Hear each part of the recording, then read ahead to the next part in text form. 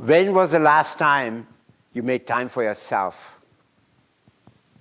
When was the last time you put time into your thoughts?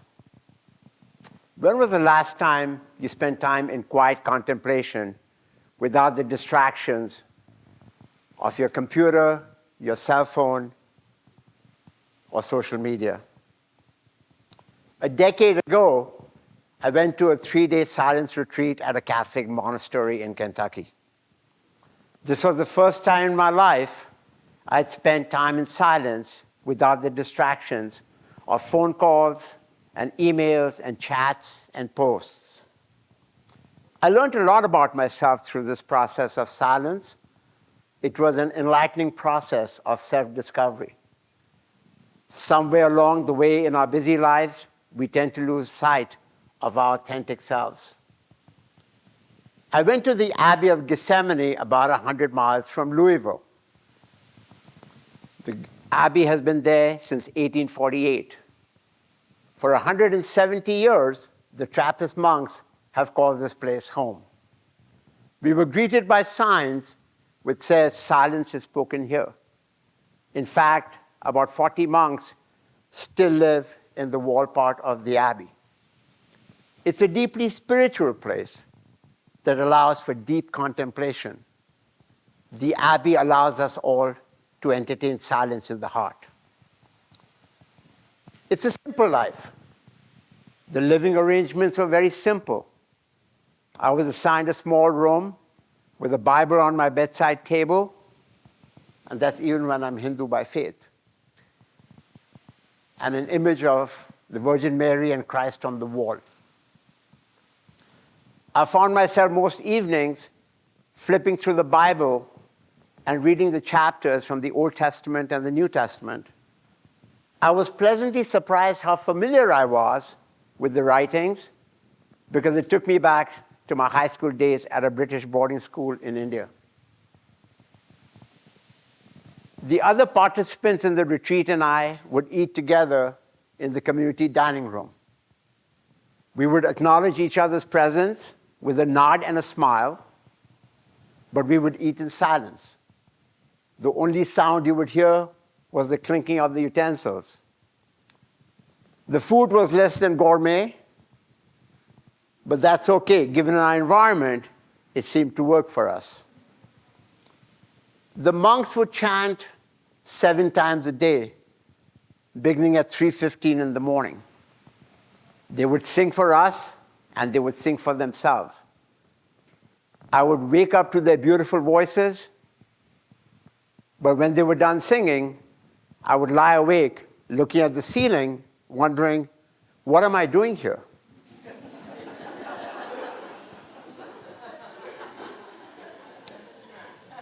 The monks devote their life to the learning, teaching, and practice of mercy.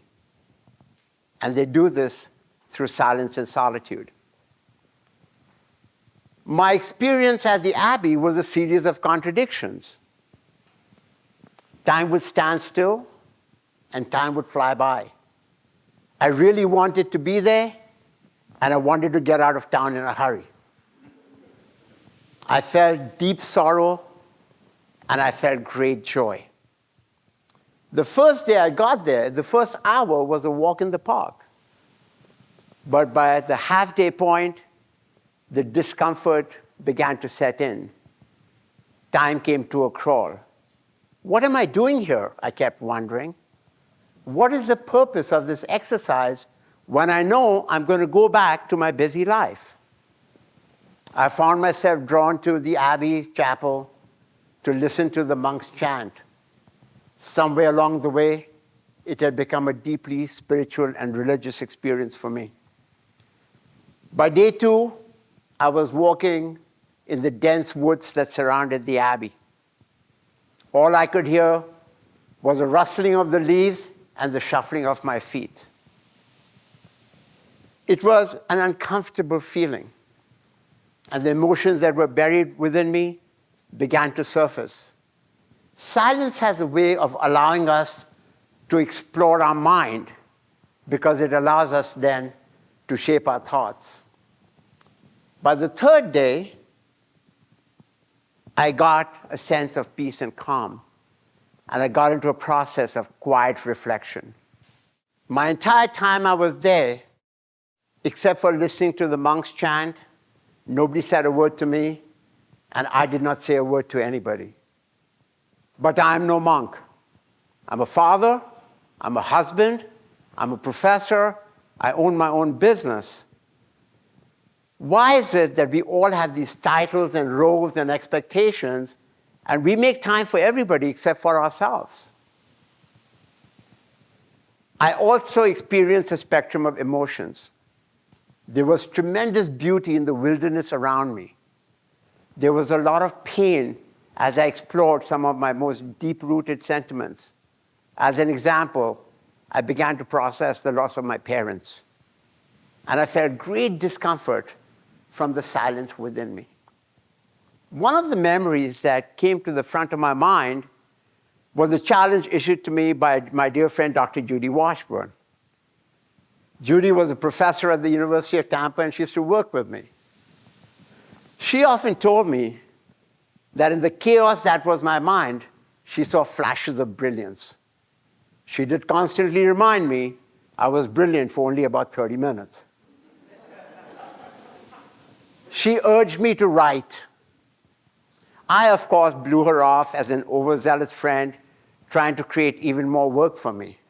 I already had more things to do than there was time in the day. So here's what happens. We tend to ignore the very people who believe in us and have the greatest faith in us, and those are the people we tend to listen to the least. The only other place where I had access in the Abbey was the library. I would spend some time in the library in quiet reflection. And it was during one of these afternoons that Judy's challenge began to resonate. And I picked up a piece of paper and a pencil, and I began to write. The journey that I started a decade ago continues till today. I try and spend a certain amount of time in silence and solitude every single day. It served me well. Actually, silence serves all of us well. According to the Cleveland Clinic, self-reflection is a gift. It's good for our body and our minds. It helps us focus on what really matters, and most importantly, it creates better relationships, especially with those people that we love. The writing I began in the Abbey turned into my blog, 5 o'clock Reflections. The first post for this blog was written at the library, and it was written about silence. I write about life, business, and my search for infinite wisdom. This has been my labor of love. It has been days and weeks and months and years of writing. And every time I felt I was losing focus, I began to make changes in my life. One of the changes I made was I walked away from social media. I shut down my Facebook, my Twitter, my Instagram, so I could focus on what was important to me.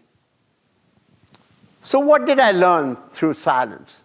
One, that it is incredibly liberating.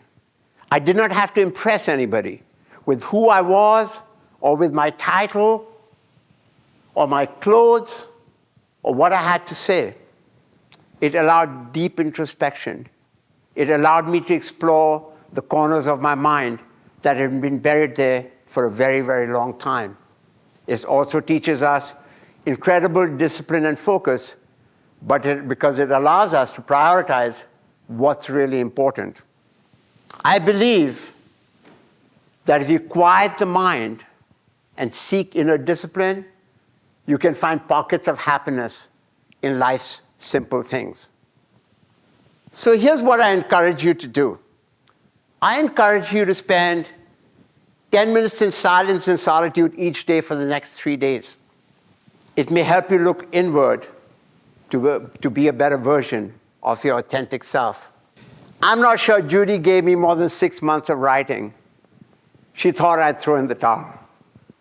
I love proving her wrong.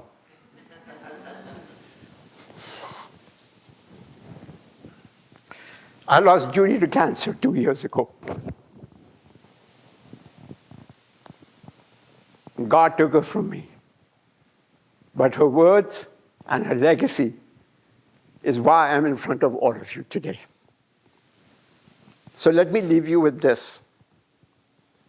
Given the fast pace of our everyday lives, which are the opportunities that we are missing? Which are the memories we are not creating? What can we learn about ourselves to enrich our lives moving forward?